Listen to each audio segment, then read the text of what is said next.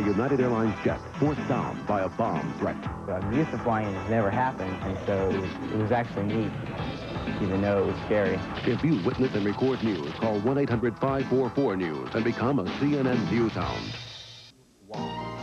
How much should you be paying in points when you get a mortgage? And can you buy platinum coins just like the more common gold and silver investments? We'll have some answers for you. Watch Your Money this weekend on CNN.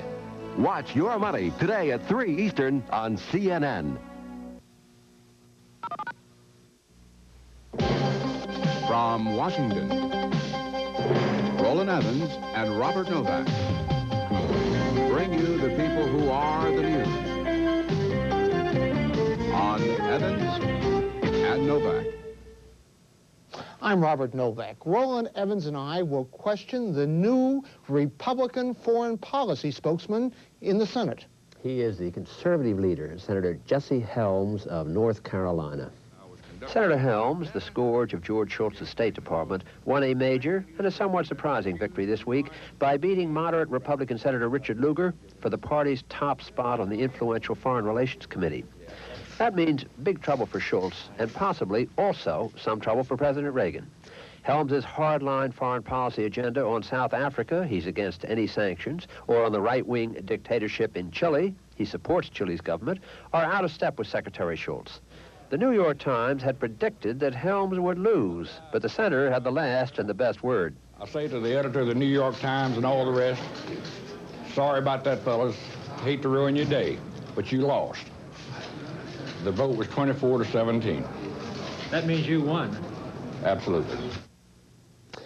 Senator, now that you have won and achieved your party's top foreign policy position in the Senate, liberal Republicans are saying that you're going to tone down some of your aggressive criticism of some of the Reagan foreign policy, and particularly of Secretary of State George Shultz, and that you're going to be the good new boy on the block. Is that correct? I believe their crystal ball is out of shape. They better look at it again. We'll take another look at that crystal ball when we return with Senator Helms after these messages.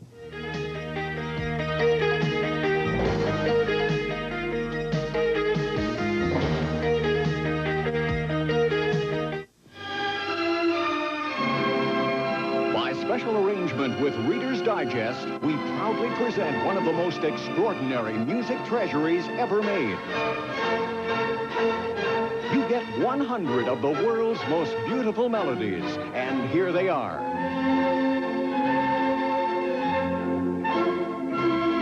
From the entire world of great music, you get the most loved melodies ever written. These 100 beloved favorites without a single unknown, unwanted passage.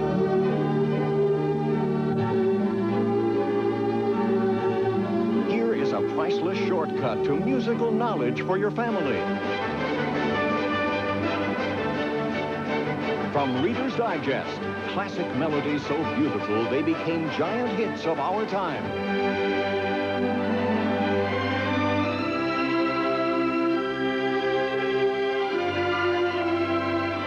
Every selection is one the whole world loves.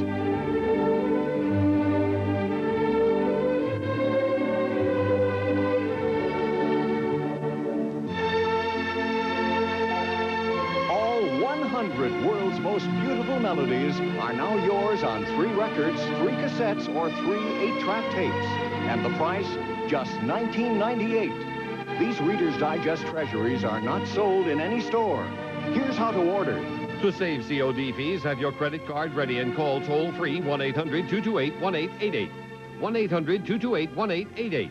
Or send only $19.98 to 100 Music Treasures, Box 3818, Grand Central Station, New York, New York, 10163. Specify whether 3 records, 3 cassettes, or 3 8-tracks. Write it down. Offer ends without notice. Or call 1-800-228-1888 now.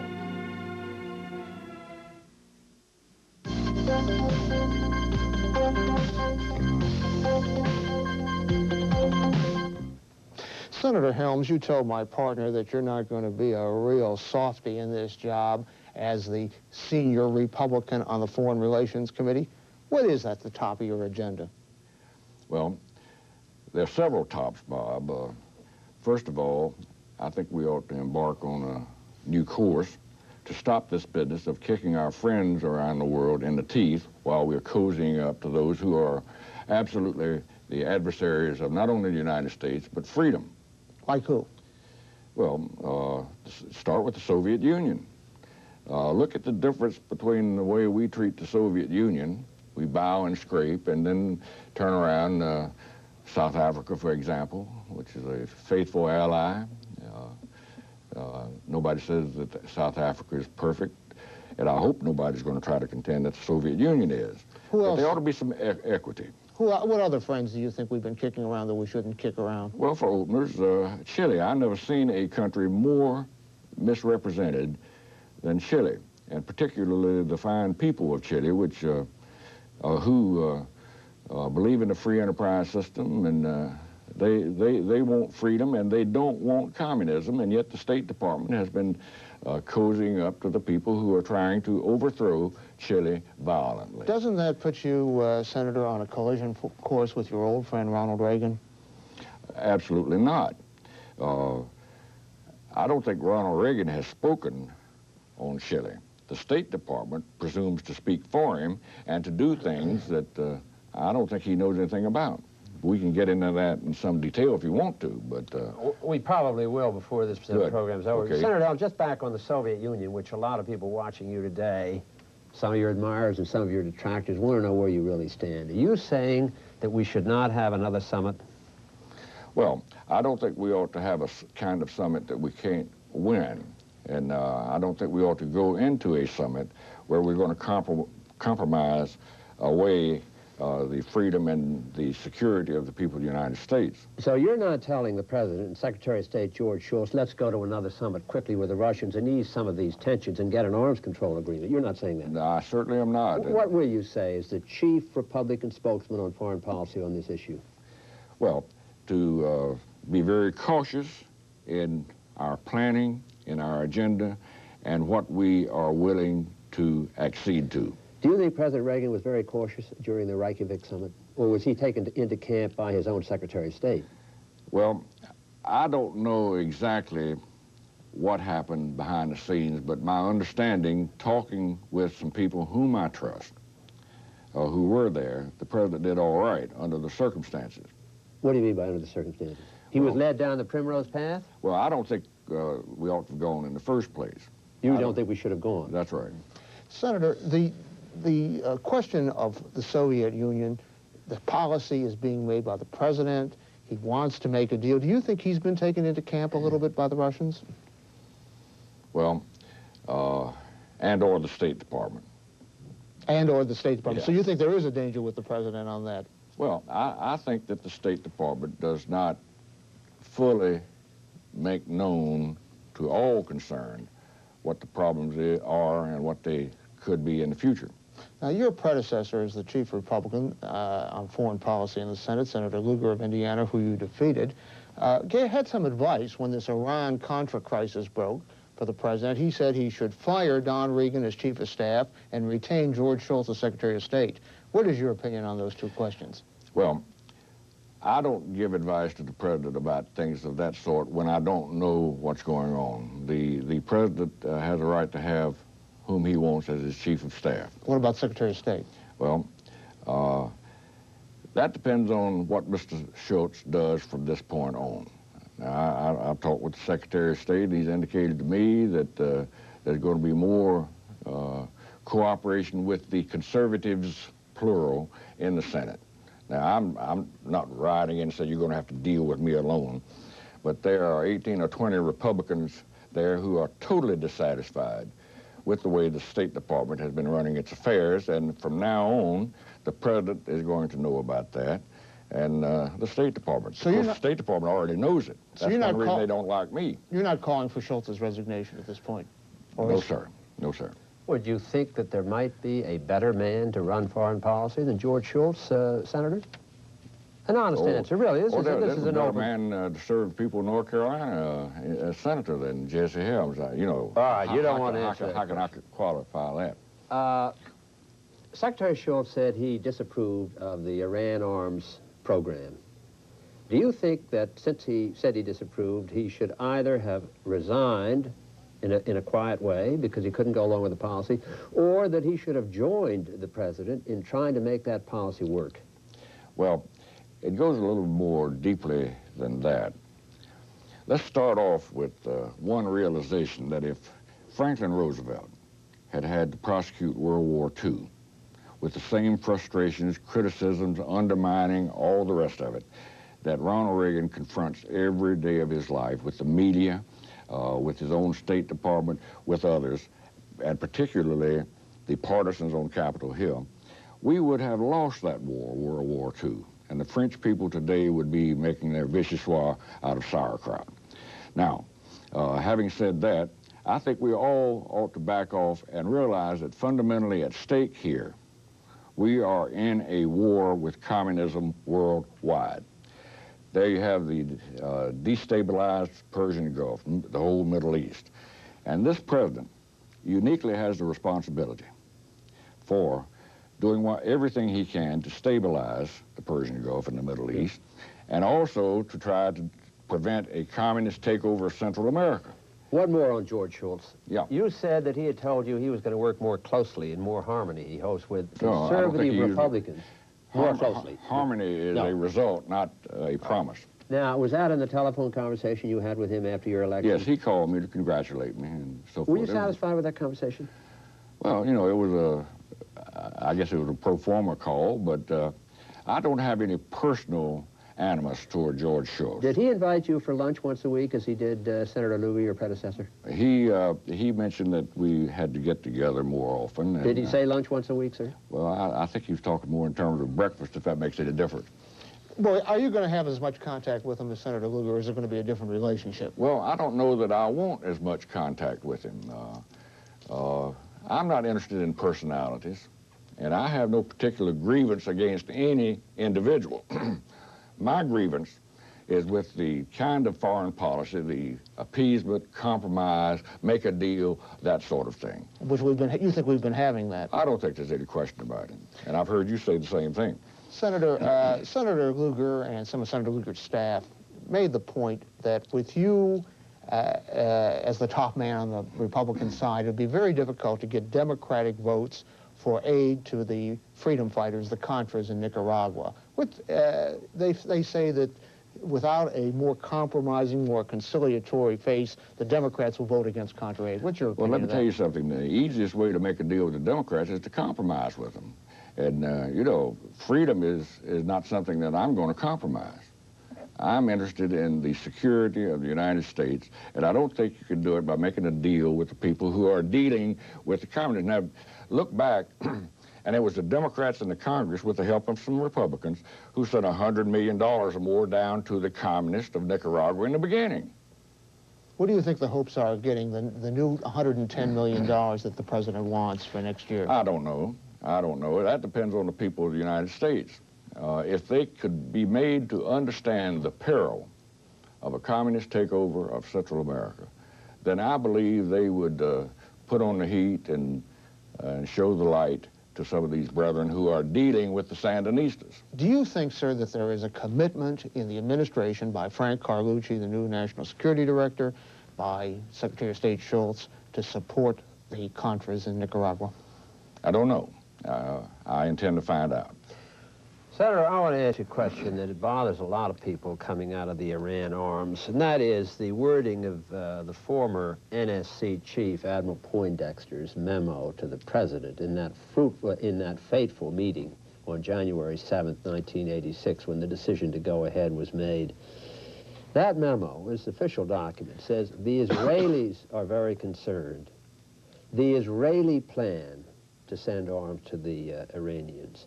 It is the Israeli belief that by so doing, the Israeli approach through the government of Iran, et cetera, et cetera.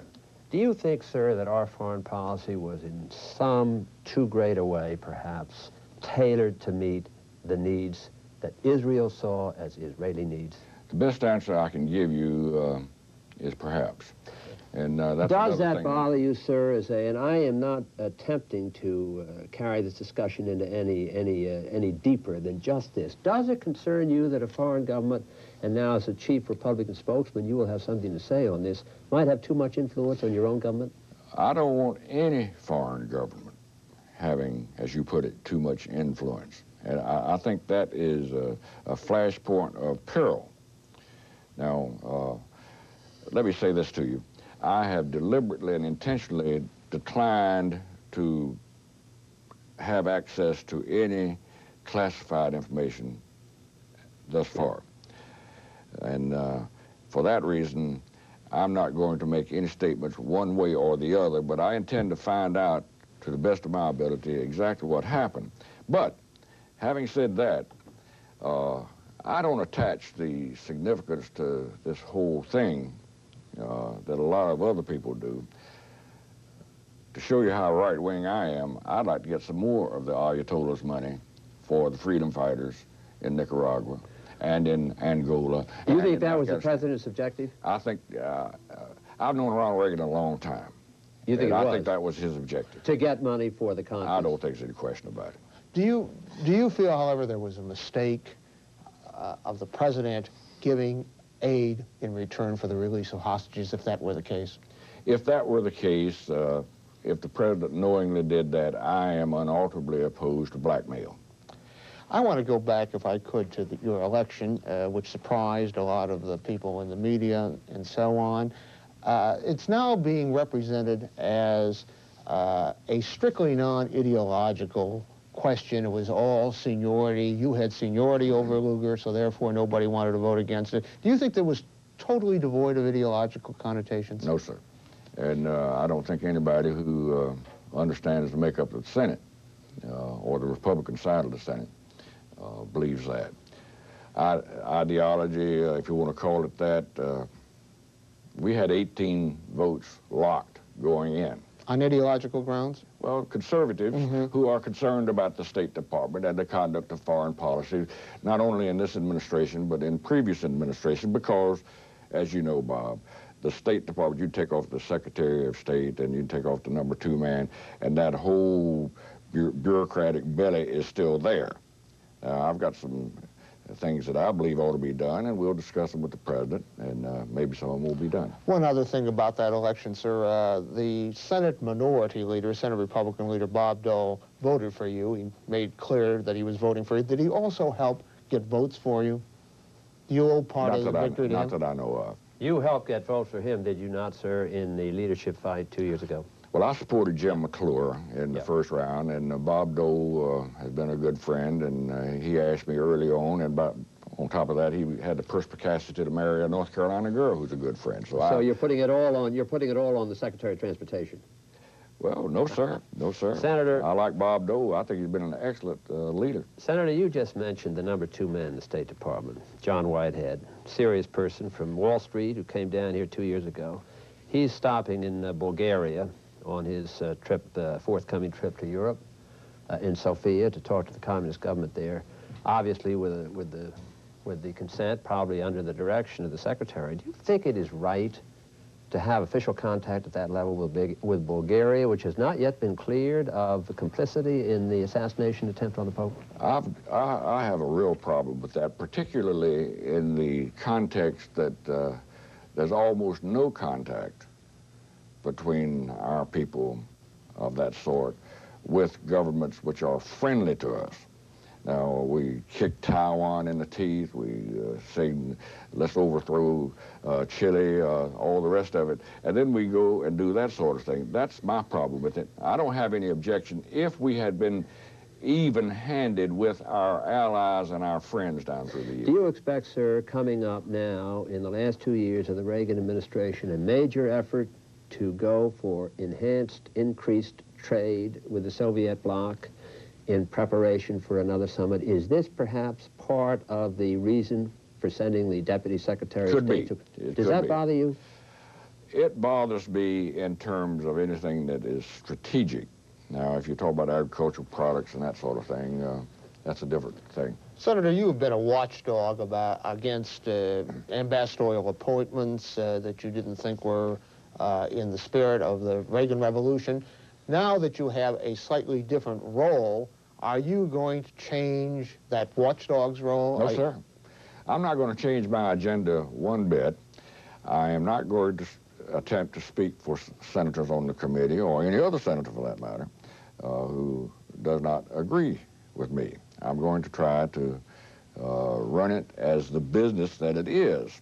You know, being chairman or ranking member is a small business in either case. But no, sir, I'm not going to change my agenda one iota. Senator, when you were complimenting the able Senate Republican leader, Senator Dole, I was waiting for the presidential endorsement. Is he your choice? Is he your choice for president? Well, I don't think Bob Dole or Jack Kemp or any of my other friends want me to endorse anybody right now. Senator, you made a statement when you appeared on our show last fall. You said, and I quote you, the CIA has become something of a loose cannon, unquote. This was before the knowledge that we now have on the Iran arms deal and the Contras. Do you think without Bill Casey at the helm, the CIA will be less or more of a loose cannon? Depends on who replaces Bill. Who are you for, Howard Baker? No, Howard Baker doesn't want it, and if I had my druthers, I'd like to see Malcolm Wallop as head of the CIA. Have you told Senator the from Wyoming? The senator from Wyoming? They know it at the White House, but... have you told them that you want? Yes, sir. They know how a bunch of us feel about Malcolm Wallop. Malcolm would be a great director of the CIA. And is that a chance, is there a chance of that happening, sir? I don't know. We just have a few seconds left, Senator. I just wanted to get your joining in on the game in Washington. One, will there be a summit? And two, will there be an arms control agreement, in your opinion? Well, there won't be an arms control agreement if I have anything to do with it. As you know, I'm going to try to couple the SALT II and have the Senate consider all that, and that will... With the threshold test ban treaty. Of course, and that will take 67 votes, and I just don't believe they've got them. How about a summit? Do you think there'll be a summit? If the State Department prevails, and but the important thing is what kind of attitude, what kind of guidelines will we have going into a summit if there is a summit? Senator, I'm sorry to cut you off. We're out of time. My partner and I will be back with a comment after these messages.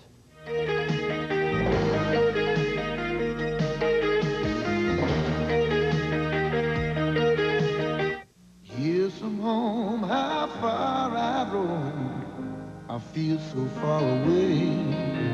The happy times we used to know, have them back today. American Airlines has some special low fares to the most special places in your life. The feelings we all share. We're American Airlines, something special in the air. Through the years, the mothers of America have had a kind of medical training. Next. They've learned from countless doctors and pharmacists that the way to take care of a cough is with Robitussin. And now at home, the mothers of America are putting this advice to work. Next. Robitussin, recommended by Dr. Mom. Which Robitussin is right for you? Ask your doctor or pharmacist. Is your breath a little strong? A little embarrassing? Are you tired of avoiding the problem? Then have a Milk-Bone dog biscuit. Every delicious crunch of Milk-Bone helps scrape away plaque and food particles that can lead to bad breath. In fact, no other leading dog biscuit gets your teeth naturally cleaner and whiter or your breath fresher. Get Milk-Bone dog biscuits because naturally every dog wants fresher breath. Spud and I used to get in a lot of trouble around here. We helped serve at parties, worked on my bike, and Spud had a lot of accidents. But since my folks bought wear-dated gold label carpet, everything has been great. Because kids powder drinks, oil and grease, even Spot can't spot this carpet. It's made with Monsanto's certified locked-in stain blocker. And it sure kept us out of the doghouse. Wear-dated gold label carpet with locked-in stain blocker. It's tough and beautiful.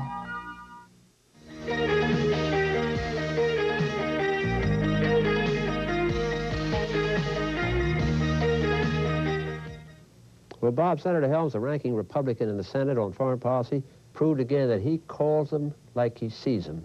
And he said, and I haven't heard it from anybody else this strongly, that he is convinced that the whole Iran arms thing in President Reagan's mind was concocted as a way to get money during the congressional ban on money for the Contras to the Contras in Nicaragua. And he said he'd do it again. You know, really, the people who have been going around town saying now that Jesse won this thing, that he's going to be a real softy, I think he said, I'm Jesse Helms, I'm going to stay that way on Chile, on South Africa. And he also said he wasn't going to change his role as a watchdog against ambassadorial appointments he doesn't like. He's going to be the same guy we've had for the last 6 years. Pretty tough, too, I thought, Bob, on the arms control question. He didn't quite say that President Reagan had been kind of moved against his will into the Reykjavik NEAR agreement, but he made it clear he is against any new arms control agreement, and he also made it clear that he has grave reservations about another summit unless the president somehow becomes, as he would put it, unshackled from State Department influence. You know, really, a lot of our colleagues in the media and people on the left have been burying Jesse Helms. They said he couldn't get reelected last time he did. They said he couldn't beat Lugar. He did. Now they're saying that his victory had nothing whatsoever to do with ideology, when in fact, he says there was 18 ideological votes for him to be the leader. So I think he thinks that was an affirmation of his policies, at least in part. I'm Robert Novak. I'm Roland Evans. If you'd like to comment on this weekend's program, write to Evans and Novak, Cable News Network, 111 Massachusetts Avenue, Northwest, Washington, D.C. 20001.